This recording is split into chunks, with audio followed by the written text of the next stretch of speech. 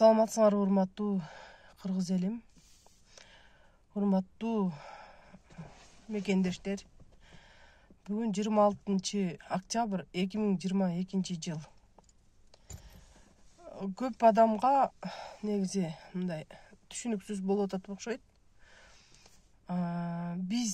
Мен мисалы үчүн Алыкулова Марипа Мукамбетовна Элет көйгөй коомдук бирикменин төрайымы жана негиздешүүсү болом. Ушул Элет көйгөй коомдук бирикмени 2015 жылы ушул карапайым эл үчүн юридикалык жактан кандайдыр бир күчү болсун, элдин үнү бийликке жетсин деген мааниде бир 30-40 жакын адам ушул коомду түзгөн да. Анан ушул коомду түзгөндө ошол мага Марипа Мукамбетовнага ушул ыйгарымдуу укукту берген да, ушул коомдук бирикмени жетектеп бериңиз деп.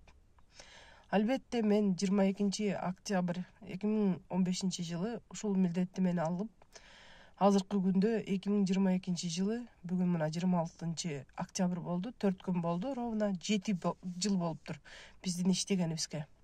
Мен 7 жылдан бери руководитель катары ушул коомдук бирикмени жетектеп келем. Биз көбүнчөсүн айтабыз, Элет көйгөй коомдук бирикмеде эч кандай саясат жок деп. Албетте мен азыр дагы ошону тастыктап бергим келет. Эмне себептен? Көбүнчөсүндө ошол саясат менен коомдук ишти кандайдыр бир мындай аралаштырып кетет экен да, бирок андай эмес. Биз ошол Элет көйгөй коомдук бирикмени түзгөндө ар бир мындай айтканда кейстер менен иштейбиз. Кейс эмне деп сурасаңар, бул фактылар. Мисалы үчүн мен ар бир ушул 7 область боюнча уникалдуу фактылар бар да, мындай айтканда кейстер бар. Ар бир кейсти изилдөө жүргүзүп, аныктап, анын кандай экенин билип чыккандан кийин анан түшүнүп баштайсың. Ошондуктан мен азыр сиздерге ушул 26 октябрда бул Кемпирабад боюнча уникалдуу бир кейс айтып кетейин дегем да.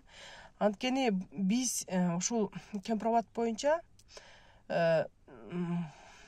былтыр баягы 21 жылы 21-ден 22 жылга караганда ошол Камчы Кыдыршаевич жаңылып 100 гектар жерди берип коюптурмун. Анан тиги билбегенден анан 50 гектарга макул болдум деген позиция кезинде биз ошол Кемпирабадка барып эл менен жолугалы деп ошол изилдөө жүргүзөлү, кандай болуп атат, эмне болуп атат деп барып келгенбиз. Анан мен эмнени түшүндүм? Ошол Кемпирабадка барганда бизди Клоп, Азаттык жана Назар Ньюс ушундай бир эмелер бар, мисалы үчүн средства массовой информация. Алардын баардыгы ошол агенттер, булар деген мындай айтканда обон аялдар деп эме кылышкан да. Бирок мен ага кошулбайм. Эмне себептен? Биз өзүбүздүн позицияны ошол изилдөө негизинде айтабыз. Биз эмнени изилдедик? Ошол жерде Сабай деген айыл бар экен. Акыркы жана суунун жеткен жери. Ошол эле Кемпирабадтын жанында Ынтымак деген айыл бар экен. Анан Ынтымак деген айылда негизгиси жергиликтүү ошо 60-70 жылдан бери жашаган адамдар жашайт экен. Ынтымак деп коет экен. Анан башка жерлерден көчүрүлүп келген адамдар бар экен. Анан бизде ушул кандайдыр бир кандай десем, бир ушул Кыргызстандын ичинде эле мындай 3-күчтөр деп коюшат го. Ошол 3-күчтөр деген кандай десем, бийликке тойбогон, акчага көз тойбогон, мындай айтканда жер сатып, элинин максатын, принциптерин сатып жүргөн адамдар аябай көп экен да. Тилекке каршы, бирок ошол адамдардын баардыгы азыркы күндө айыл өкмөт, госрегистр, участковый керек болсо, налоговый инспекция керек болсо ошол эле жерде социалдык өнүктүрүү министрлигинин работниги болуп иштеп атат, же болбосо паспорт столдун работниги болуп иштеп атат. Мындай айтканда эме 5 кол тең эмес деген бир сөз бар эмеспи? У любой нации есть плохие люди депчи. Ар бир улуттун ичинде ошол мисалы үчүн кыргызстандыктардын ичинде деле ошо элдин арасында бир мындай жакшылык кылбайм деген адамдар көп болот экен да. Ошол учурда ошол ынтымак айылынан эме Камчы Кыдыршаевич барды. Биз ошону мындай айтканда изилдөө жүргүзүү максатында барганбыз да. Ошондо карап турганда биз эмнени билдик? Ошол ынтымак айылынын ичинен эле экиге бөлүнөт экен. Ошол экиге бөлүнгөндө биз оппозиция, позиция деп карап калдык. Оппозициясы бул бийликтин адамдары экен да, ошол жана көчүп келгендер. Позициясы болсо ошол жерде жашаган адамдар экен.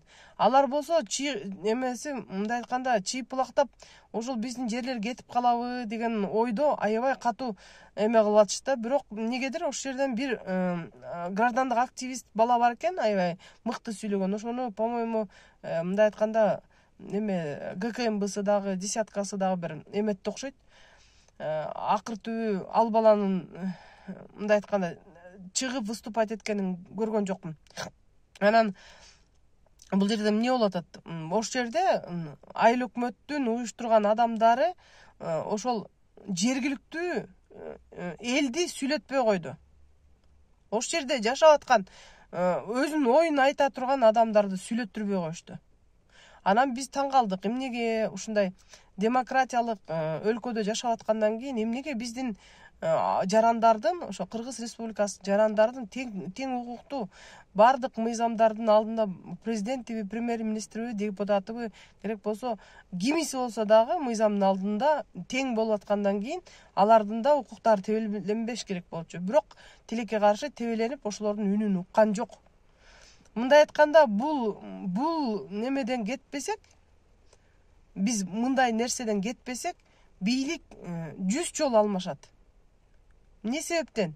Анткени деген ошол кемпироватты берип аткан учурда ошол именно ратификация боло электе ошол сүйлөшүүлөр болуп аткан учурда Камчы Кыдыршаевич менен Садыр Нуркожоевичтин эң мындай айтканда ошибкасы ошол элди, жергиликтүү элди угуу болгон жок.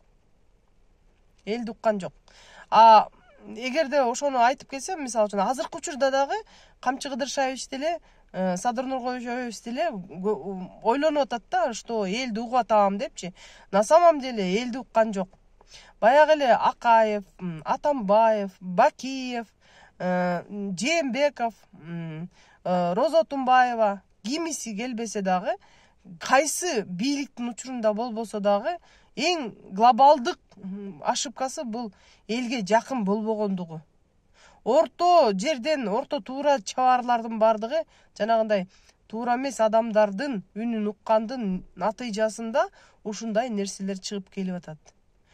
Азыркы учурда ошол ар бир кейсти ачып отурсак, мисалы үчүн ар бир айыл өкмөттө кандай кыймыл аракет болуп атат дегенде, эч кандай аракет кыймыл болгон жок деп айтса болот.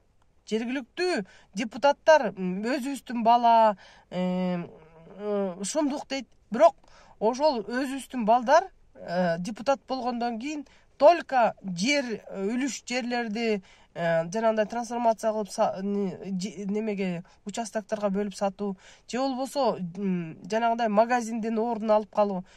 Бер жакта жанагындай чортаман үнү бийликке жетпеген адамдар калып атат. Эмне себептен анда биз мамлекеттин ичинде жашап аткан элди тең укуктуу деп айта алабыз? Биз эч кандай тең укуктуу деп айта албайт экенбиз. Анан бул биринчи проблема. Экинчи проблема бул ошол правоохранительный органдар тарабында, судебная система, прокуратура, негизи эле бардык жерлерде бизде база. Окуу системасы начар болгонуна байланыштуу билим жетишпейт. Элементарно мы деген тамганы билбеген, мыйзам эмне экенин билбеген адамдар ошол мен айткан жогорудагы профессиянын ээлери болуп отурушат. Керек болсо мугалимдер да бар. Просто так от фонаря эмени дипломду сатып алган. Ошол дипломду сатып алып, ошол жерде стажым болуп калсын, ошол айлык алып калайын, постоянно стабильный доход болуш керек деп, ошол жерде эме кылып туруп, эч нерсени карабай туруп иштеп жүргөндөр бар. Бүгүнкү күнү мисалы үчүн ошол эле правоохранительный органдар болобу, судебная система, прокуратура ошолордун азабынан, билимсиздигинен канчалаган үй бүлөлөр талкаланып калып атат, ажырашып атат, балдары нар жак бери жакка бөлүнүп кетип атат, кээ бирөө болсо соттолуп кетип атат, жөн эле соттолуп кетип атат. Соттолуп кеткендердин көбү эмне болуп атат? Ошол эле следователь, ошол эле прокурор айтып коюп атат: сен могуга кол коюп койсоң, сени кутулуп кетесиң депчи. Көбүрөөк кайра илештирип коюп атат дагы, анан $2000 бер, анан $5000 бер. Эмне себептен бизде акыйкат болбой атат? Анткени биз ошол мыйзамдын аткарылышын талап кыла албай атабыз. Ошол мыйзамдар иштебей атат. Конституционный нормалар вообще иштеген жок. Анан элестет, Фемида, ошол прокуратура, правоохранительный органы, моя милиция бережет деп коебуз. Ошолор өздөрү мыйзамды одоно бузуп, мындай айтканда, туура эмес иштерди кылып аткандан кийин эмне жыйынтыкка келсек болот? Анан 4 революция болду. 4 революциянын ичинде ошол бир гана карапайым элдин балдары жабыркап келди. Эмне себептен жабыркап келди? Анткени алардын бардыгы ала көдөн болуп, мындай айтканда, жанагындай бир туура эмес иштерди көрүп туруп токтой албагандыктан алар алдыга кетип, жаракат алып, азыркы күнгө чейин ден соолуктарынан зыян тартып, азыр эчтеке жарабай калышты. Ким пайдасын көрүп атат? Пайдасын көргөн жанагы жашынып жаткан артында. Анан коростой болуп, койкоңдоп чыга калгандар, чала сабаттар эле барып калып атат. Ошон үчүн жана базалар, билим деңгээлибиз начар болуп атканын да себеби ушундай болуп атат. Анткени биз эчтекени мындай талдай албай калдык. Мыйзамдардын, эгерде конституционный нормалардын аткарылышын биз ошону талап кылып, ошону көзөмөлдөсөк, анда бир нерсе чыкмак. Мен бир пост жаздым да, ыйгарым укуктарын аткарбай атат деп жазсам, сиз, Марипа Мукамбетовна, милдеттерин аткарбай атат деп жазбайсызбы дейт. Милдеттерди аткарыш үчүн ыйгарым укуктары бар да алардын. Ошол ыйгарымдуу укуктарын тагдана мыйзамдын негизинде аткарса, бардык нерсе жакшы болот. Бизде эмне болуп атат? Бизде кыргыз эли ушул 7 область боюнча, мисалы үчүн 7 миллион адам бар болсо, ошонун бир 3 миллион уже чыгып кетти да, 4 миллион адам болсо, бүт бардыгы көз каранды. Эгерде ошолордун мындай эле коюп койсо, оюна коюп койсо, эч нерсе болмок эмес. Бийликке келгендердин бардыгы, бийликке келебиз дегендердин бардыгы ош жерде жылуу жумшак, мени эл багат деген маанай менен барат экен. Биз ошо стереотиптерден азыр арылышыбыз керек. Биз жаңы көз караш менен иштеп башташыбыз керек.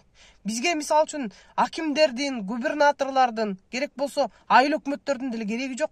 Эгерде цифровизация болсо, региондорду өнүктүрүү деп канчалаган миллиарддаган акчалар салынып атат. Эгерде керек болсо бизге деген бир 30-40 эле киши керек, жана правительствода иштей турган. Аппарат президентте бир 5 киши иштесе эле жетет.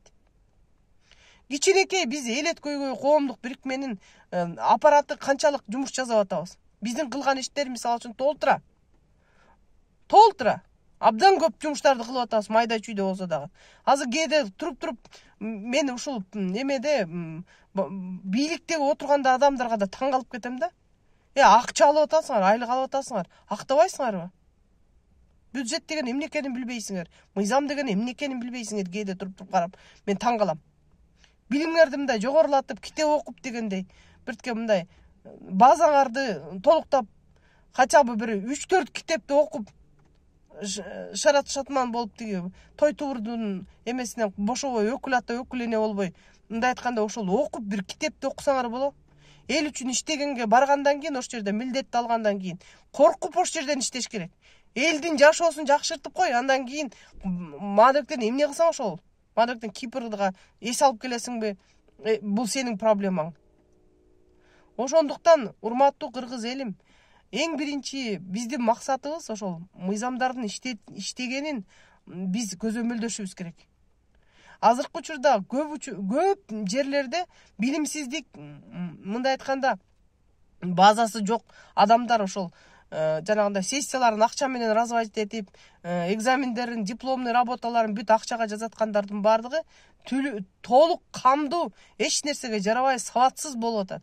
Ошо сабатсыз кадрлар мына потерянные 90-е деп мына ошолордун баардыгы келип атат. 100 жолу революция болсун, 100 жолу революция болгондо дагы ошол эле кадрлар отурушат тигине. Правительствода отурат, аппарат президентте отурат. Керек болсо техничкаларынан бери алмаштырган жок, ошолордун баары калды. Ошолор эле азыр кагаз ташып, ошолор эле баягы билиш тилиш деген нерселерди кылып атат. Ошол эле госрегистр алмашылган жок. Бүт кадрлардын баардыгы күчтүү, сабаттуу кадрлар келиш керек. Билимдүү кадрлар келиш керек. Бизде деген азыр информатика, интернет, ааламдашуу деген нерсе бар. Развитие регионов деген канча программа ишке ашып, канчалаган акчалар серептелди. Ошолордун баарысын мындай айтканда деңгээлдүү кылсак болот да. Анан бир нерсе десе эле революция кылабыз. Революцияны кылып алып эмне кыласыңар? Бүгүнкү күнү мейли революция кылгыла. Кылганда эмне кыласыңар? Баягы эле карапайым элдин балдары өлөт. Мисалы үчүн ошол жоопкерчилик жок болгон үчүн да ушундай болуп атат. Мына 36 киши өлдү, жоопкерчилик жок. Ким күнөөлүү, аны жоопко тартылган жок. Мына 70ке жакын адам өлдү. Ким эметти, жоопкерчилик жок. Ошонун баардыгы бизде мындай айтканда жанагындай внутренняя разведка, тышкы разведка катуу иштегенде, көзөмөл болгондо, ГКМБ четко өзүнүн инструкциясы менен иштегенде бүт бардык маалыматтардын баарысы келип турмактагы четко ошол менен иштер жүрмөк. Бирок бул жерде дагы бир нерсе бар. Бир учурда закондордун, мыйзамдардын поправкалар келгенде ошол ГКМБга дагы ошол немелердин мындай айтканда мыйзамдар менен чекит койдуртуп койгон. Эмне үчүн мурун ГКМБ аябай күчтүү болгон? Не себептен? Анткени ал кезде мыйзамдардын баарысы так жана туура аткарылчу. ГКМБ сотрудниги полностью мындай айтканда билимдүү болуш керек. Ал экономист болуш керек, ал финансист болуш керек. Внутренний, анан тышкы разведкага күчтүү болуш керек. Он должен быть офицером быть. Он должен за честь мундира держаться. А бизде эмне болуп атат? Бизде деген андай болгон жок. Кыйын балдардын баарысын ошолордун көрөгөчтүгүн, например, кыйын аткаруу милдетин күчтүү, өзүнүн ыйгарым укуктарын аткарып аткан адамдарды алып туруп эле чаап эмеден жумуштан кетирип салып атат. Мунун баарысы туура эмес. Биздин Кыргызстандын ичинде азыр кадровая политика өтө ылдый түшүп кетти, төмөнгө түшүп кетти. Эч кандай эмелерди мындай айтканда өздөрүнүн билимин жогорулатуу максатында эч ким умтулган жок. Эч ким окугусу да келген жок. Бир китеп, бир газетте окуп койгон жок. Илгери бизде деген Асаба, Дело деген газеталар бар эле. Ошолордун башына аябай катуу окучу эле. Комсомольская правда деген бар эле. Ошолордун башына окуп турчу эле. Азыр эч ким окубайт. Интернет жалкоонун окаты болду. Керек болсо мындай голосовое обращение берсең, ошону окуйт дагы, жазып берген нерсеңди окубайт. Эч ким окубайт. Анан ушундай видео обращение кыласың, айлаң жок. Элет көйгөй коомдук бирикме бул саясаты жок коомдук бирикме. Мен төрайымы Алыкулова Марипа Мукамбетовна. Биз юридикалык жактан жардам беребиз. Ошол мисалы үчүн жабыркаган адамдын бардык маселесин кат жүзүндө бийликке кайрылып, анан ошолордун ар бир кишинин проблемасын биз глобалдык масштабта жанагындай исследование жүргүзүп, барып жерлерден түшүнүп көрүп, анан ошонун баарысын исследовательский, научно болбосо дагы мындай айтканда жазып, реттеп анан беребиз бийликке. Ошону мыйзамдардан өзгөртүү талап кылабыз. Биздин уставыбыз бардык четко ошол направленияда иштерди жүргүзгөнгө толук камдуу мүмкүнчүлүк берет. Анан мага минтип айтып койдуң, анан тигинтип айтып койдуң деген болбойт. Ар бир ошо кыргыз жараны ошол биздин коомдук бирикменин юридикалык статусу менен пайдаланып, өзүнүн маселесин чечкенге аракеттениш керек. Билим алгылачы айланайындарым. Билим биринчи очередь.